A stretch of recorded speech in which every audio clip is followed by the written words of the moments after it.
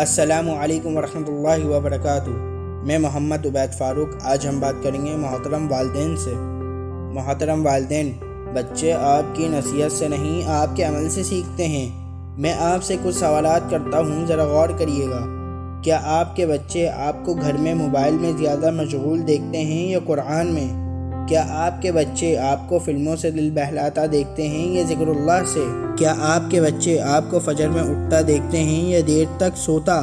کیا آپ کے بچے آپ کو ہر وقت لا حاصل کے غم میں دیکھتے ہیں یا حاصل شدہ کے شکر میں؟ کیا آپ کے بچے آپ کو نمازوں کا پابند دیکھتے ہیں یا لاپرواہ؟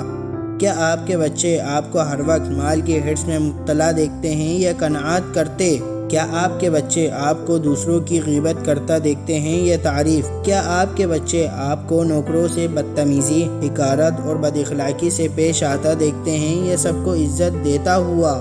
کیا آپ کے بچے آپ کو رشتہ داروں کا خیال رکھتے اور صلح رحمی کرتا دیکھتے ہیں یا بار بار پر تعلق توڑتا ہوا؟ کیا آپ کے بچے آپ کو اکثر خوش مزاج اور مسکراتا ہوا دیکھتے ہیں یا لڑتا جھگڑتا اور اکھڑا مزاج؟ کیا آپ کے بچے آپ کو محنت اور جد و جہد کرتا دیکھتے ہیں یا سست، کاہل، بہانے باز اور کام چور؟ کیا آپ کے بچے آپ کو اپنی شریک حیات کے ساتھ محبت، عزت اور بھلائی کا رویہ کرتے دیکھتے ہیں یا جھگڑے، حقارت اور بے اکرامی کرتا؟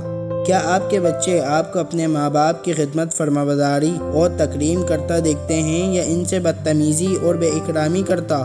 کیا آپ کو آپ کے بچے نشہ کرتا دیکھتے ہیں یا ورزش کرتا؟ آپ کا ہر عمل آپ کی اولاد بغور دیکھ رہی ہے۔ آپ کی ہر عادت ان کی شخصیت کا حصہ بن رہی ہے۔ اب آپ زبان سے لاکھ نصیحت کر لیں، اگر خود اپنی مثال قائم نہیں کریں گے تو اولاد صحیح راہ پر نہیں آئے گی۔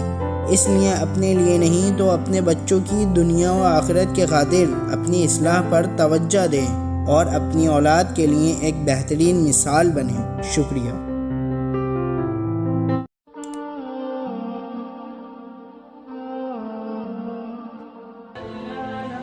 Thanks for watching. Don't forget to like, comment, share and subscribe.